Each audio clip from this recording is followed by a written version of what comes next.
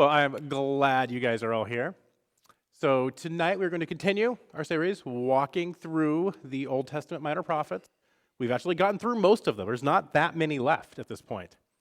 Just a recap of where we are, if this will let me. There we go. There we go. So we finished up with Nahum last week, and we're jumping down right now to basically what would be the next, even in chronological order, Habakkuk. There's a lot of ways you could tell you this one. Habakkuk, whatever you want to go with. It's fine. So this is basically picking up the story immediately after. So if we recall last week, Nahum was this prophetic psalm celebration hymn about the fall of Assyria and how Babylon had come in and taken over for him. So we're about to see that celebration doesn't last super long. So what we're going to do is, Habakkuk is actually a decently short book. So we're actually going to read almost all of it tonight as we walk through. So we're going to read some sections, we'll talk about its structure, end with our major themes, and then go into questions. Sound good? Yeah. I'm just waiting for one day you guys be like, no, that sounds terrible. So, kind of intro, background dialogue, all of that. So the date of Habakkuk is kind of up for debate a little bit. It is after the fall of Assyria. Seems to be early Babylonian times. The way it is phrased and references seems like the temple has not fallen yet. And so most scholars put this the end of the 7th century. So we're like 620, 610-ish, kind of around there, decently right before the temple falls. So the temple is destroyed in 586. So we're a couple decades before that. Now, we really know nothing about the person of Habakkuk. The text doesn't really give us anything. There's some like extra biblical stories about maybe the person, but nothing in text, in canon, even in the historic record about this person. We don't know anything about him. All we know is this passage, essentially. Now, the layout of this book is pretty straightforward. It's 3 chapters. The first 2 chapters is a dialogue between Habakkuk and God. Habakkuk asks 2 questions, God answers them, and then we have a kind of a weird jump to a hymn. We'll talk about theming of it a lot, but you have kind of this dialogue scene and then a praise hymn, and that makes up the entirety of the book. So what I want to do is just kind of walk through it. So I'll start right at the beginning. So in chapter 1, starting in verse 2, we get Habakkuk's first question to God. O Lord, how long shall I cry for help, and you will not listen? Or cry to you violence, and you will not save? Why do you make me see wrongdoing and look at trouble? Destruction and violence are before me. Strife and contentment and contention arise. So the law becomes slack, and justice never prevails. The wicked surround the righteous, therefore judgment comes forth perverted. So this big question he has here is, God, how are you letting so much injustice happen inside of Israel? And he's looking at it especially in regards to the law, saying the people here, they're not following the law. Are you going to do something about it? How is this okay? How are you allowing this to happen? Oh, and God has a very strong answer coming up here. So we jump in verse 5 to get God's answer. Look at the nations and see. Be astonished. Be astonished. For a work is being done in your days that you will not believe if you were told. For I am rousing the Chaldeans, that's the Babylonians, that fierce and imperious nation who march through the breadth of the earth to seize dwellings not their own. Dread and fearsome are they. Their justice and dignity proceed from themselves. Their horses are swifter than leopards, more menacing than the wolves at dusk. Their horses charge. Their horsemen come from far away and fly like eagles, swift to devour. Oh no. So God's response is, yeah, I'm going to do something about it. And I'm going to send the Babylonians to do the work for me, to destroy you. The people have disobeyed, so something has to happen, and the instrument I'm going to do that with is the Babylonian nation. They're going to come in. Now, I feel like we all have the same question, and it's probably the exact same question Habakkuk has. He responds immediately in verse 12. Are you not from old, O Lord my God, my Holy One? You shall not die.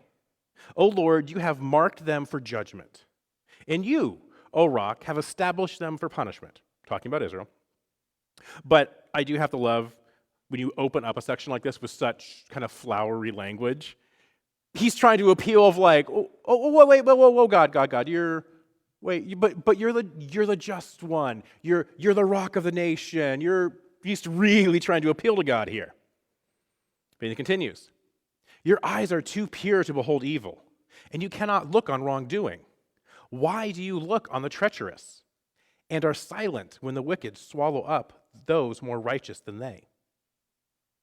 So his question is, I'm sure, the same we all had. Why would you use an even bigger evil to punish the people here?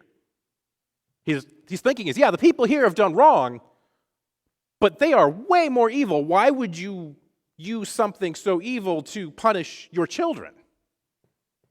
Why would you do that? Why would you use such vile hands to amend, to avenge, to whatever language you want to use, the sins of the children of Israel? And then we get this extended, I'm not going to read it to you, it's extended fish metaphor, basically, where it talks about the children of Israel as this fish, and the Babylonians coming in with mighty nets, pulling them up, just hitting on this idea that they feel so small and so defenseless against this vast nation. And the section closes with him asking, if you're going to punish us, why aren't they getting punished? I mean, surely, if we're being punished for what we've done, their punishment should be that much more, right? Because they're that much more evil. Well, and God has an answer. So this is starting in chapter 2. This is God's response to Habakkuk. I will stand at my watchpost and station myself on the rampart. I will keep watch to see what he will say to me and what he will answer concerning my complaint. Then the Lord answered me and he said, write this vision, make it on plain tablets so that a runner may read it. For there is still a vision for the appointed time. It speaks of the end, and it does not lie. If it seems to tarry, wait for it. Surely, it will surely come. It will not delay. I like the opening that God has there of just write this down. It's coming. I promise it is coming. There's going to be no confusion that this justice is coming. It's just not quite here yet. So he continues down to verse 4. Look at the proud. Their spirit is not right in them, but the righteous live by their faith. Moreover, wealth is treacherous.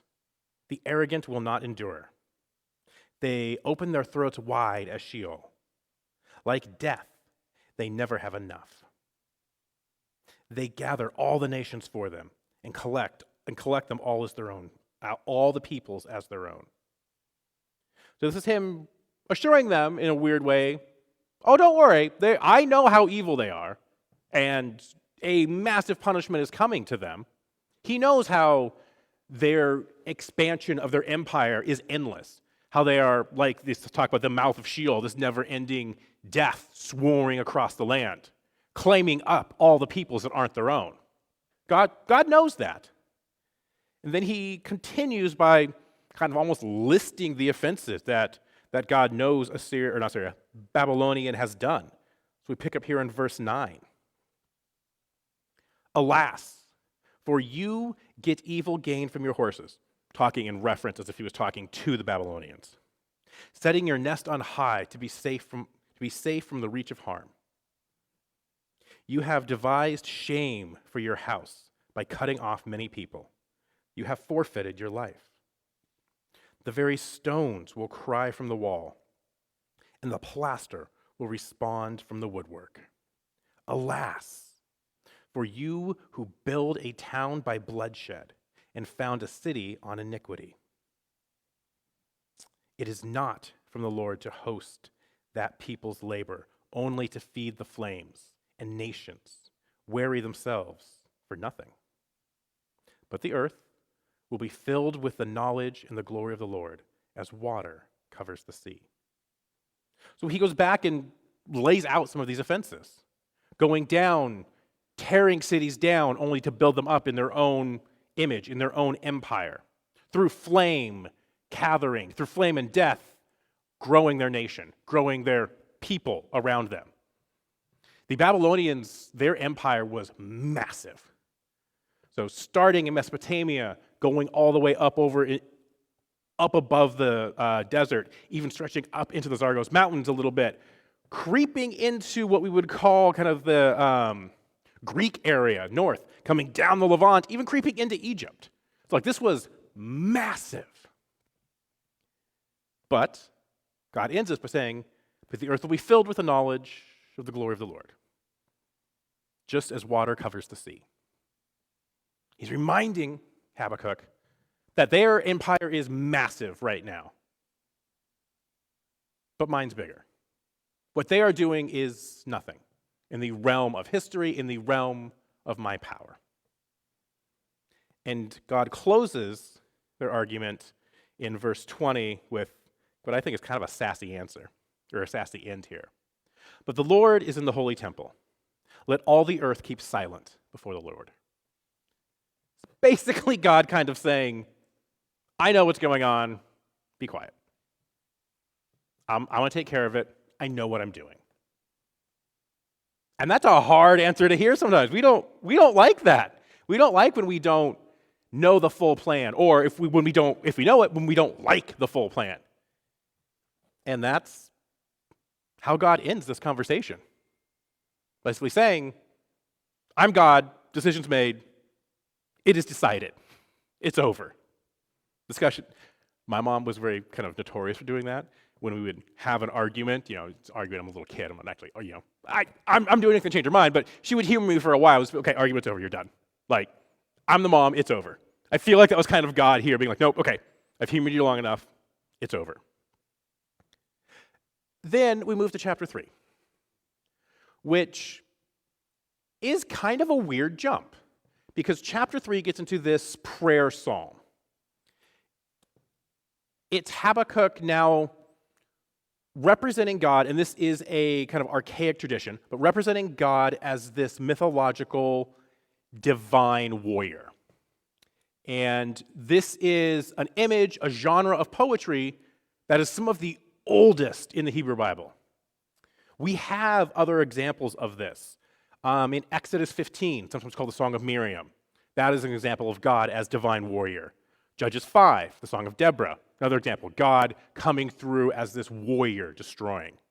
Psalms 18, sometimes called the Victory Psalm of David, same idea. God is this divine warrior coming through, sweeping through the land. And what's interesting is, at least, especially with the Exodus 15 and the Judges 5 passage, those are arguably the two oldest texts anywhere from the Hebrew Bible. They seem to represent hymns and songs much older than the preserved text we have itself. They seem to be traditions from a long time ago that were encapsulated and put in. The Exodus 15 one, for a random little tangent, is especially interesting because it seems like that the Israelites at the time took a hymn of Baal and changed it, be like, no, we're going to make this about God. So the Exodus 15 hymn, the Song of Miriam, is very, very similar to songs of Baal.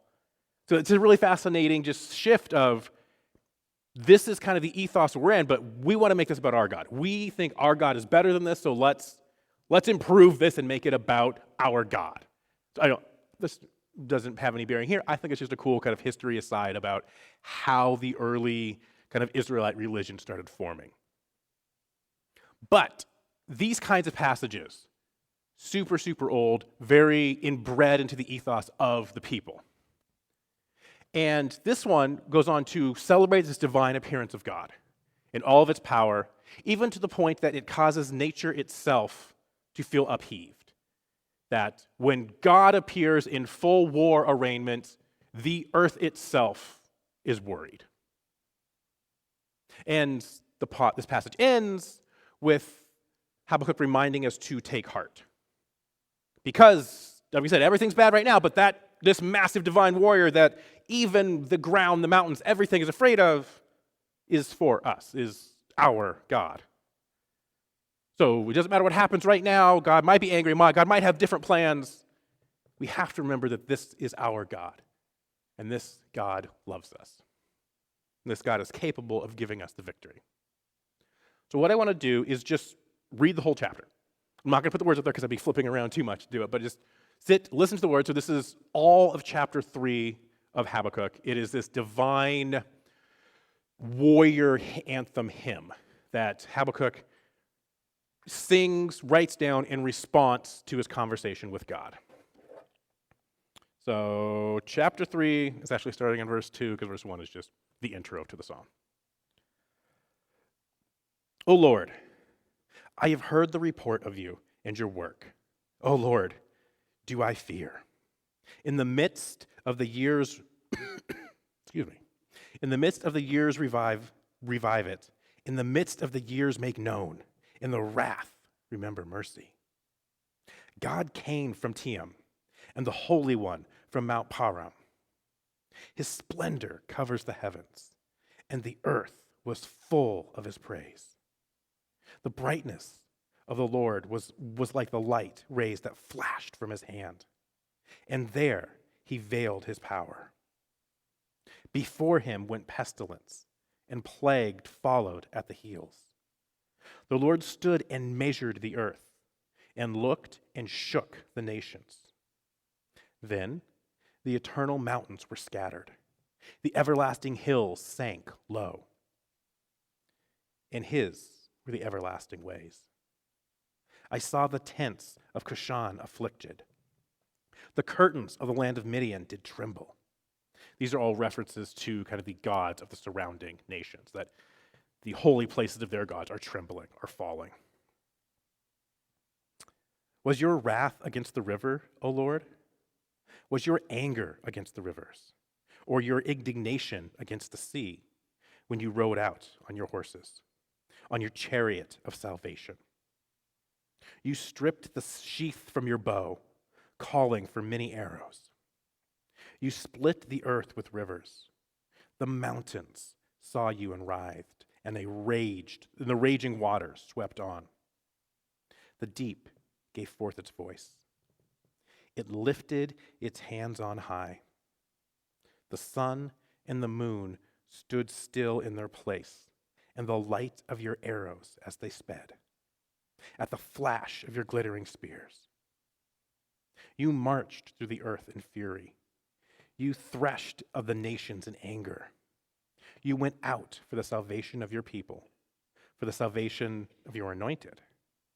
You crushed the head of the house of the wicked, laying them bare from thigh to neck. You pierced with their own arrows the heads of their warriors, who came in like a whirlwind to scatter me, rejoicing as if to devoid the poor in secret. You trampled the sea with your horses, the surging of mighty waters. So here we touched on a little bit last week, but when you talk about the idea of controlling water, it is referencing back to this idea of this primordial chaos. Water was the big scary thing that we don't know what it is, we can't control it, it's just terrifying. So by saying God can control the water, it's essentially saying God controls chaos itself. I hear and my body trembles. My lips quiver at the sound. Rottenness enters my bones. My legs tremble beneath me. Yet I will quietly wait for the day of trouble to come upon us, for the people to invade us. Though the fig tree should not blossom, nor fruit be on the vines, the produce of olive fail, and the flocks yield no food. the flocks be cut off from the fold, and there will be no herds in the stall. Yet I will rejoice in the Lord. I will take joy in the God of my salvation. God, the Lord is my strength. God makes his feet like the deer's, and he makes me tread on the high places. I just love hearing that kind of full thing in context, because it starts with just the dramatic power, the just presence of God coming. And then he acknowledges his fear of, we know we can't beat the Babylonians, but you can. So if it is your will, do it. But it recognizes toward the end that it might not be your will at this time. Verses 17 talks about, though the fig trees may not blossom, though the olive oil may fail, all of this stuff may happen, yet I will rejoice in the Lord. I will take joy in the God of my salvation.